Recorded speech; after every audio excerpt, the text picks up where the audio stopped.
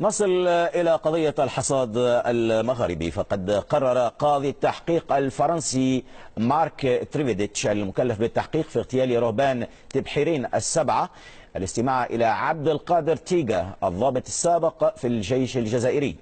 وتقرر أن تجري عملية الاستماع في مدينة أمستردام الهولندية، حيث يقيم منذ 2007 تاريخ إبعاده من فرنسا. وكان عبد القادر تيغا قد اتهم عام 2002 في حوار مع صحيفة ليبراسيون، اتهم المخابرات الجزائرية بالضلوع في تنظيم وخطف واغتيال الرهبان بعد اختراقها الجماعات الإسلامية المسلحة.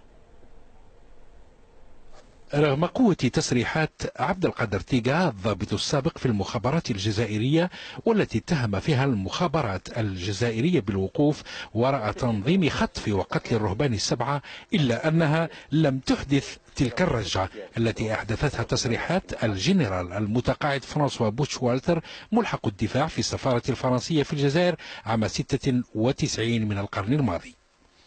فقد حول الجنرال التهم الموجهة للمخابرات الجزائرية إلى الجيش الجزائري، وقال صراحة إن تقارير سرية ورسمية أرسلت إلى وزارة الخارجية الفرنسية تفيد بأن الجيش الجزائري قتل الرهبان خطأ في عملية قصف عسكري لمواقع الجماعات المسلحة في جبال البليدة. تصريحات الجنرال دفعت حينها بأهالي الضحايا إلى المطالبة برفع السرية عن التقارير المتعلقة بمقتل الرهبان.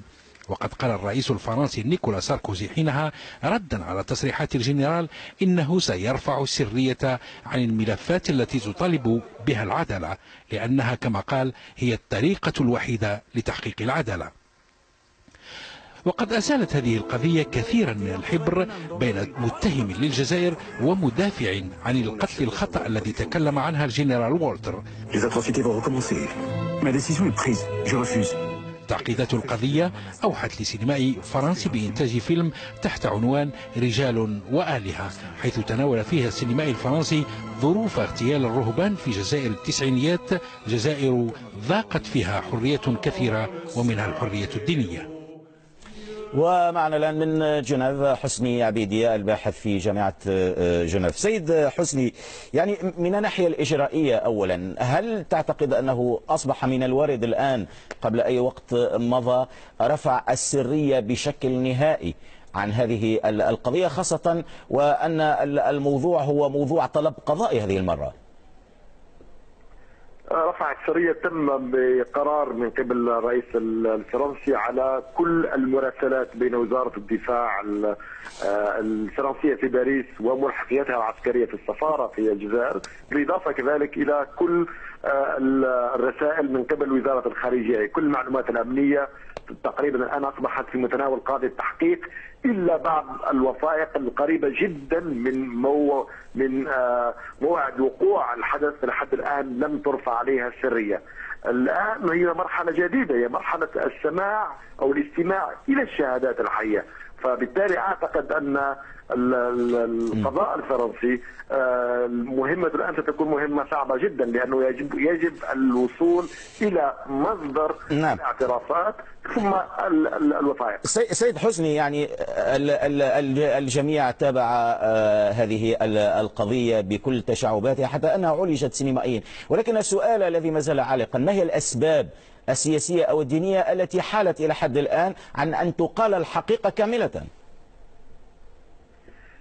صحيح أن القضية تعرف علاقات بين الجزائر وفرنسا، واللي يعني محاول الإجابة على السؤال هو أن تم تسييس القضية خاصة من الجانب الفرنسي. كلما مثلا تذكروا كلما يعني مثلا تطالبت الجزائر بقضية التعويضات أو بقضية الاعتذار، تم إخراج الملف تبرين وبصفة تقريبا ممنهجة في كل وسائل الإعلام. النقطة الثانية كذلك هو أن فرنسا ترددت كثيرا في وقت شراك وحتى في بداية ساركوزي أن ترفع السرية على هذه الأوراق.